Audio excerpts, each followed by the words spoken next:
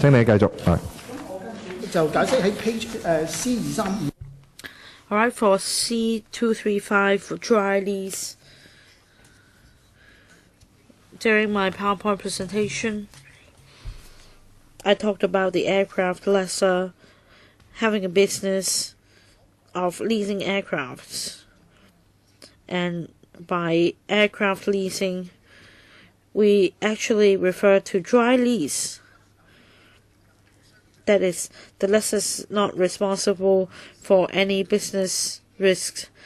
If the aircraft crashes, it's the aircraft operator that should be responsible. The crew is not provided by the lessor. The lessor is only responsible for leasing the aircraft. Another point is that the aircraft must be leased on a bona fide basis. So for dry lease, we have drawn reference to the Civil Aviation Ordinance, Cap 448.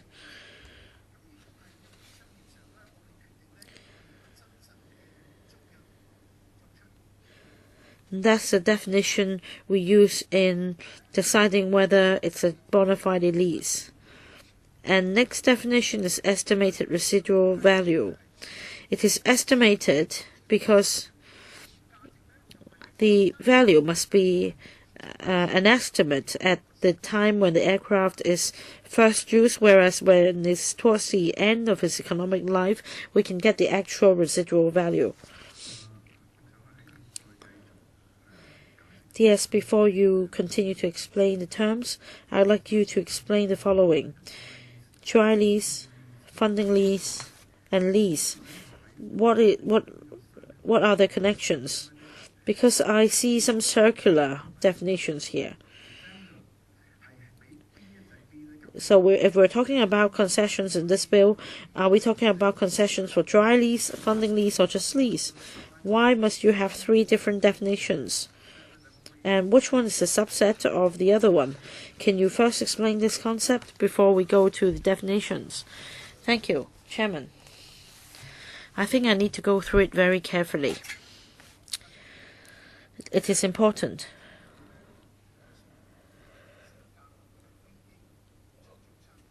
Now, for this concessionary arrangement, we cover a qualifying aircraft lessor who must not be an aircraft operator. So if the aircraft lessor,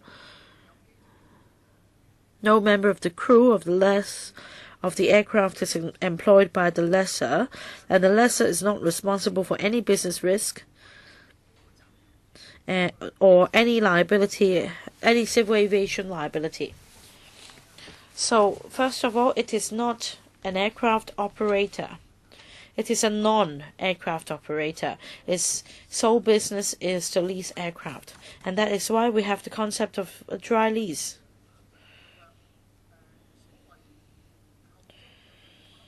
For funding lease,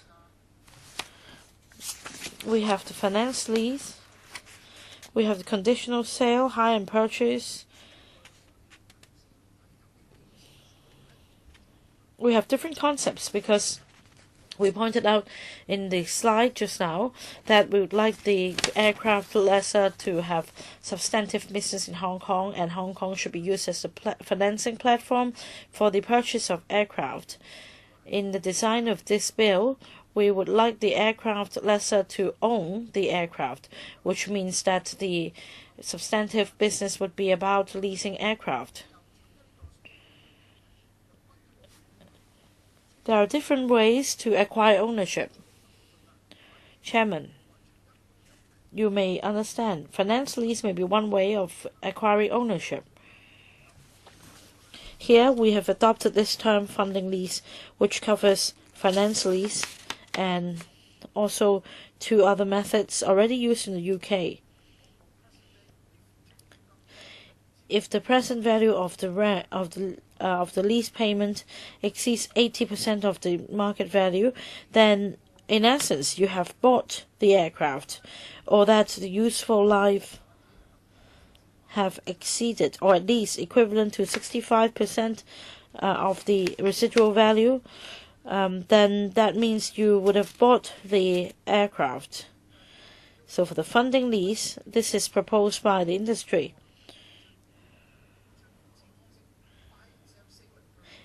It's not as simple as buy and sell or sell and purchase. An aircraft can also be acquired through funding lease. The other form is hire and purchase and conditional sale, as we mentioned. At present, these concepts are included in the Inland Revenue Ordinance. On the matter of funding lease, for details, we need to refer to the Protocol of Accountancy in Hong Kong and also the International Accounting Board's International Accounting Protocol, instead of simply referring to the Inland Revenue Department. As for 2A and C, we've referred to the standards in the UK.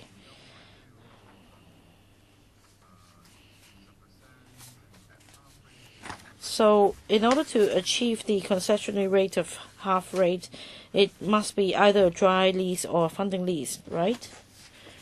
Chairman, in other words, we require the aircraft operator to acquire ownership of the aircraft from a taxation point of view through funding lease or dry lease or conditional sale. From the taxation's perspective, he will be regarded as having owned the aircraft.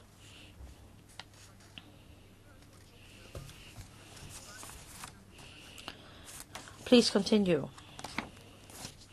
But there is also a form of lease not applicable to aircraft leasing.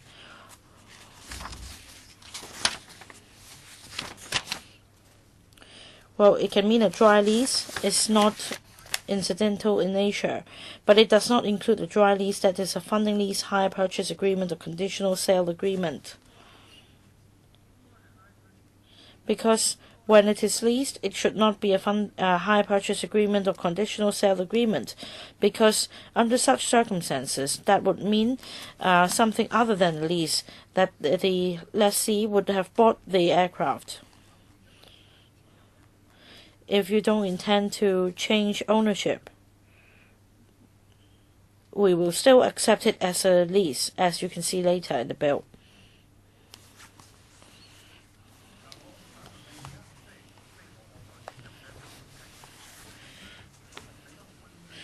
Now about the funding lease.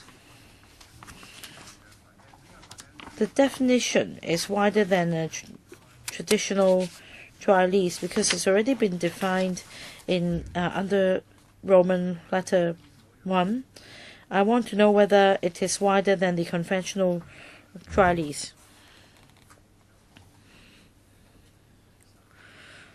Chairman, you may refer to number 2 and 3. These are very specific provisions.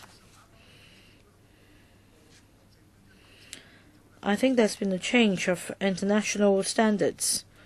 For one, first, you can either follow the international reporting standards. For 2 and 3, the standard is even more specific. So in short, it covers both all 1, 2, and 3. Please continue. Next, non-Hong Kong aircraft operator.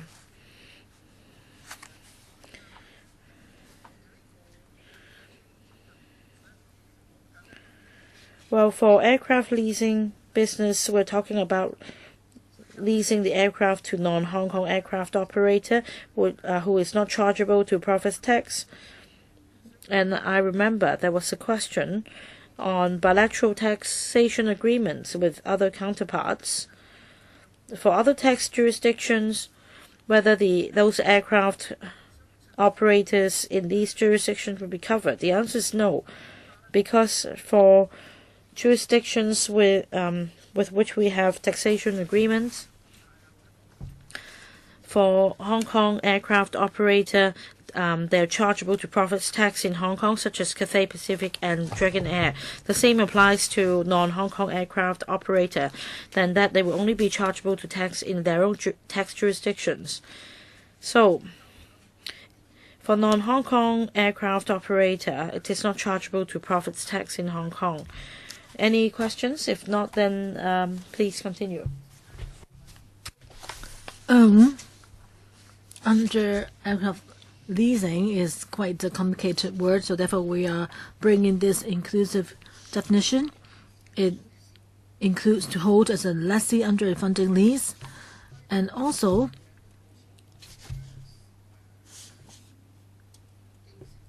as a bailee under a hire purchase agreement. Also, as a buyer under a conditional sale agreement.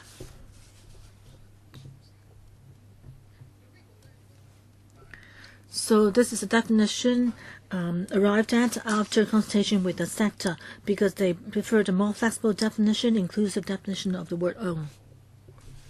Please go on. Next one is permanent establishment. Under the Inland Revenue Ordinance, the same term appears, and the definition has been used for many years. There's a narrower, relatively speaking, narrow definition.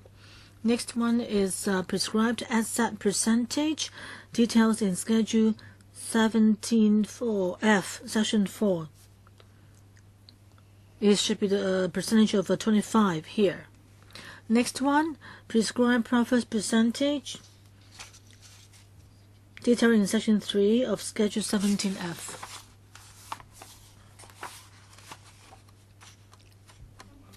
Question. The manager, if in a certain year see the profits become excessive and beyond the level, so what will happen to the concession? Well, Chairman, you see it later, the safe harbor, the ratios there. We will look at a period of 1 year or multiple years. If it fails in 1 year, if it breaks even in multiple years, then that's okay. In actual operations, of course, there are unforeseen circumstances, right? So the Inland Revenue Commissioner could exercise discretion to see whether they can treat a case as if they've complied with the requirement. And actually, this is not something new.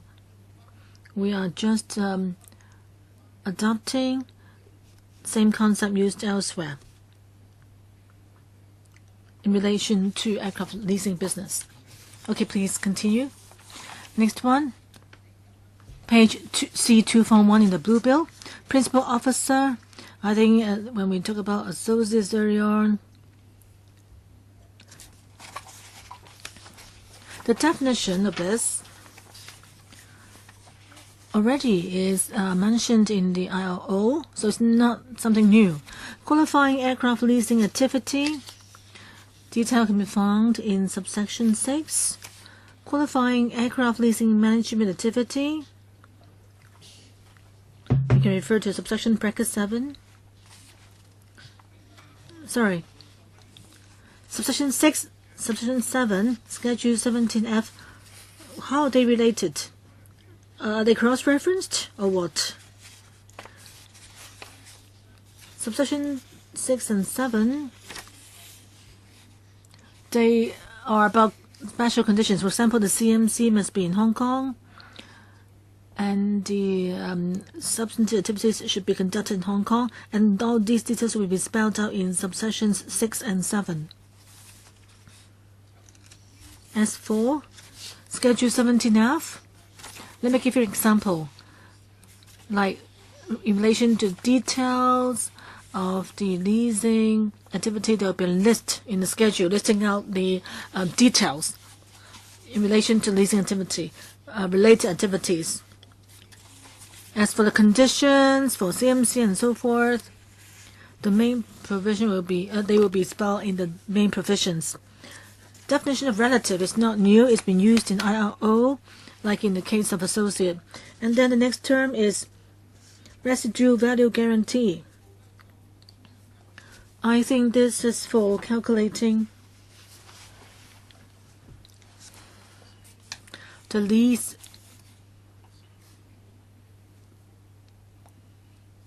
lease payment. As explained in subsection 2 is about control. I think we've covered that. Now we are on page C243, the blue bill. For subsection 3, it is a provision on Nt Tax Avoidance. Why do we need this provision? Because the definition of funding lease applies to the duration of the lease and value, which ties in with the residual value. So it really helps the commissioner to see whether it's a single arrangement. If it forms parts of an agreement only, then it has to be looked at in total. Subsection 3 and subsection 4 will carry the details. Subsection 4, you can see the term regardless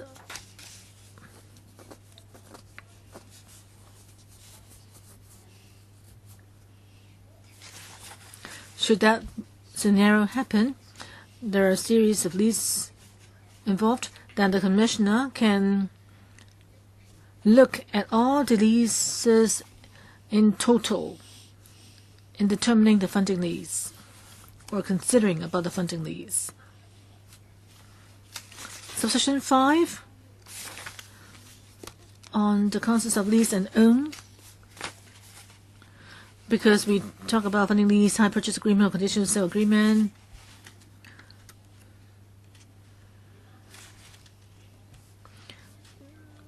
If the commissioner is of the view that the property is not expected to be passed to the lessee, even if it's a funding lease, hire purchase, or conditional sale agreements, if the ownership of the general property in the aircraft is not to be passed on to somebody, to the lessee, for example, then it would not be regarded as a funding lease, hire purchase, or conditional sale agreement. Any questions, members? Please continue. Subsection 6 relates to what you asked earlier. Relationship between subsection 6 and 7 and Schedule 17F. Subsection 6 here is about a qualifying aircraft leasing activity. That is, the activity has to be carried out in the ordinary course of the corporation's business carried on in Hong Kong, and the aircraft has to be owned by the lessor and is leased to a non-Hong Kong aircraft operator. Okay, the details spelled out here. Subsection 7, as I just mentioned, is about management activity, and it has to be carried out as spelled out here in the ordinary course of the corporation's business carried on in Hong Kong, and is also carried out for another corporation in the basis period of the other corporation for a year of assessment, and the other corporation is a qualifying aircraft lessor for that year of assessment. So this regulates the leasing activity and the management activity itself. Holden Chow, I've got a question. It may sound silly, but let me ask it. Why is it that you need to limit it to aircraft? You can only lease it to a non-Hong Kong aircraft operator, right? Not Hong Kong operator. Is that confirmed? Yes, right now, under the current tax concessions, it is for designated lessor and lease managers to let or for the benefit of overseas airline companies In Hong Kong right now, we have our own. There's a separate regime that covers local airline companies or aircraft companies leasing activities. So we're talking about a different type of leasing, aircraft leasing activity that is not yet happening in Hong Kong.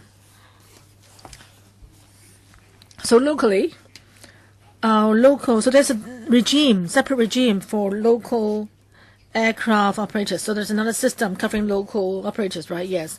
So here, this regime,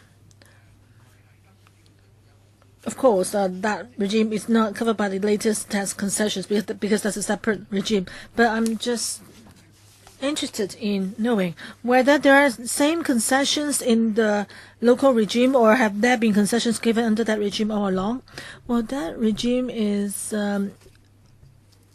covers concessions, but we need to also consider on our part whether there's revenue loss.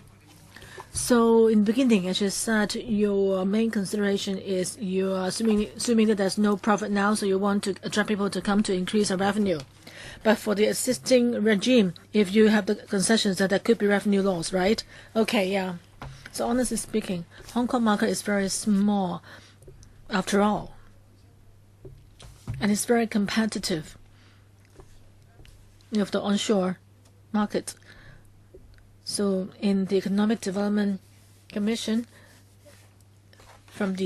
it's mentioned that from the investor's perspective, whether you invest in overseas or offshore aircraft leasing activity or buy an aircraft, the returns are similar indeed. DS, any supplement? Yeah, I think Mr. Chow, you asked the right question. I just wanted to supplement. For this regime, we have consulted local airline companies. They knew that they wouldn't benefit from it, but they still support the idea. So please be assured. For local airline companies, is it that the leasing is mainly done in other or through other jurisdictions like Ireland? Is that the trend? That is local companies using overseas aircraft, whereas you expect overseas aircraft to use local talents? Well, to avoid breach of confidentiality laws, I would say that overseas aircraft leasing business, you have to lease it through a company or corporation. For offshore leasing or leasing for local companies, there aren't as much regulations. So the onshore regime is more flexible, but we don't have the half rate under it. So our conclusion is that not much difference is there indeed between the two regimes. DC, I think you finished subsection 8, and then we can wrap up this meeting. Subsection 8 is very simple. Is that a note is located in the text of this section with no legislative effect. Where is the footnote? Note.